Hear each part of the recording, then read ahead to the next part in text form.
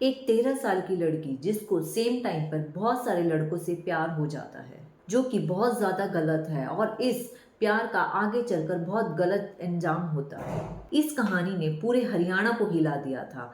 ये कहानी है हरियाणा के सोनीपत की। सोनीपत का एक थाना लगता है राई थाना और ये कहानी वहीं की है। मध्य प्रदेश का एक गांव है टिकमगढ़। इसी टिकमगढ़ में एक आदमी रह रहा होता है जिसका नाम होता है गंगाराम। गंगाराम की शादी एक शोभा नाम की औरत से हो जाती है, जो कि एक विधवा होती है। उसके पहले पति से उसको एक बेटी होती है और बाद में जब शोभा की शादी गंगाराम से होती है तो वो अपनी बेटी को लेकर उसके घर रहने लग जाती है। गंगाराम और शोभा के बाद में 2 बच्चे और होते हैं। परिवार तो बड़ा हो गया था, लेकिन उनके हिसाब से वहां जहां वो रह रहे थे वहां उनकी कोई भी आमदनी नहीं थी जिससे कि वो अपने बच्चों को पाल सके और उनका पेट भर सके। और वो दोनों टिकमगढ़ गांव को छोड़कर हरियाणा के सोनीपत शहर में रहने चले जाते हैं और उनकी बड़ी बेटी नीतू, जो कि शोभा के पहले पति की बेटी थी, उसको वो गांव में ही अपने दादा दादी के पास छोड़ आते हैं। इधर सोनीपत में आके गंगाराम मजदूरी का काम करने लग जाता है और शोभा उसके साथ उसकी मदद कराती है।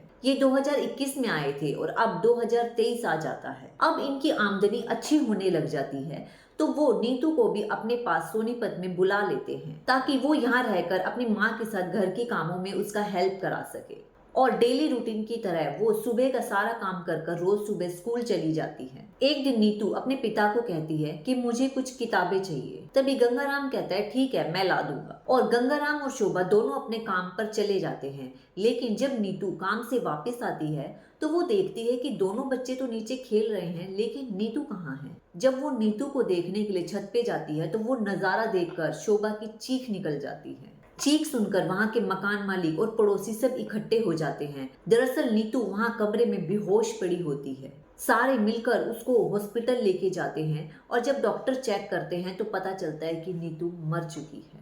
अब सबके दिमाग में ये चल रहा था कि अचानक से अच्छी भली लड़की एकदम से कैसे मर गई। अब पुलिस को पता चलता है तो पुलिस भी वहां मौके पे पहुंच जाती है। अब पुलिस वाले उसके माता पिता से पूछते हैं कि आप बताइए हमें कि ये सब कैसे हुआ, अगर आपको किसी पे शक है तो हम एक्शन लेते हैं। लेकिन ये सुनकर गंगाराम और शोभा कहते हैं कि हमें कोई भी कार्रवाई नहीं करनी, हमें कोई भी कंप्लेन नहीं करानी। और ये सुनकर पुलिस कोई भी एक्शन नहीं लेती और चुप बैठ जाती है। अब जब लाश को पैक कर रहे थे तो उस टाइम वहां पे एक डॉक्टर मौजूद था। वो लाश को देख के उसको शक होता है कि मुझे लगता है कि इसका मर्डर हुआ है। अब डॉक्टर ने ये बात तुरंत पुलिस को बताई। थोड़ी देर में मीडिया भी वहां पहुंच जाती है और ये बात आग की तरह पूरे सोनीपत हरियाणा में फैल जाती है। अब उस लड़की का पोस्टमार्टम होता है।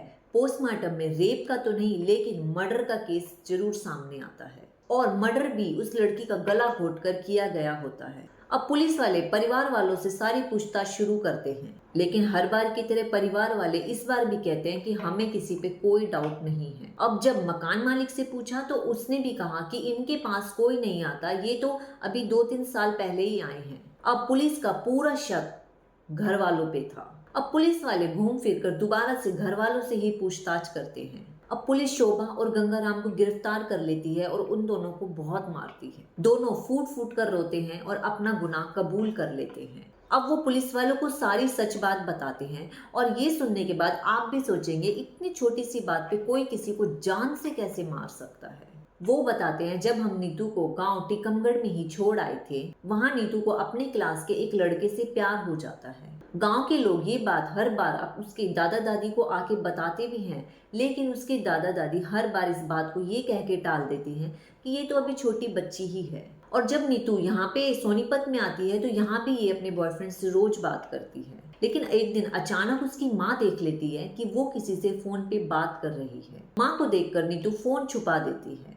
ये देखकर हर माँ को गुस्सा आएगा ही, क्योंकि नीतू की उम्र अभी छोटी ही थी। वो अपने बेटे को रोज बहुत मारती है, लेकिन वो फिर भी लड़कों से बात करना नहीं छोड़ती। फिर भी वो लड़कों से छुप छुप कर बात करती है। अब शोभा थक हाकर जब उसको लगता है कि ये तो मेरी बात ही नहीं मान रही, तो वो सारी बात गंगाराम को बताती है। अब जब गंगाराम इस बात को सुनता है तो वो भी बहुत गुस्सा होता है और कहता है कि ये सब बंद कर दो, नहीं तो हमारे गांव में नाक कट जाएगी। अब नीतू उसको उल्टा जवाब देकर कहती है कि तुम कौन होते हो मुझे रोकने टोकने वाले, मेरा जो मन करेगा मैं वो करूंगी। और वो दोबारा से वही पड़ोसियों के लड़के और स्कूल के लड़कों से बात करने लग जाती है। अब ये सब दोबारा लगातार चलता रहता है और एक दिन 29 अप्रैल 2023 की तारीख आती है।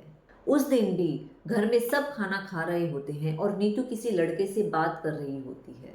ये सब देख के गंगाराम को बहुत गुस्सा आ रहा होता है और वो दोनों शोभा और गंगाराम एक प्लान बनाते हैं, और एक ऐसा प्लान कि मर्डर ऐसा हो कि पता ही ना चले। सुबह 7 बजे जब नीतू कमरे में सो रही थी तो वो दोनों कमरे में जाते हैं और गंगाराम उसके दोनों हाथ पकड़ लेता है और नीतू की माँ शोभा नीतू के सीने पर बैठ जाती है और गला दबाकर नीतू का खून कर देती है और दोनों उसकी लाश को छत पर ले जाकर छोड़ देते हैं और नीचे आकर नॉर्मल डेली रूटीन के काम की तरह लग जाते हैं। शोभा जब काम पे जाती है तो वो 3-4 औरतों से कहती भी है कि मुझे नीतू को किताबें दिलानी है। वो ऐसा इसलिए करती है ताकि अगर पूछताछ हो तो किसी को शक ना हो, और घर जाकर वही चीखने चिल्लाने का नाटक करती है। अभी फिलहाल दोनों को जेल में डाल दिया गया है। इस बात पे आपको क्या लगता है कि इस मसले का हल क्या किसी और तरीके से नहीं हो सकता था? क्योंकि बच्ची अभी छोटी थी और इस तरह किसी की जान लेना किसी भी बात का सॉल्यूशन नहीं होता। आपकी इस बारे में क्या राय है? कमेंट करके जरूर बताएं। धन्यवाद।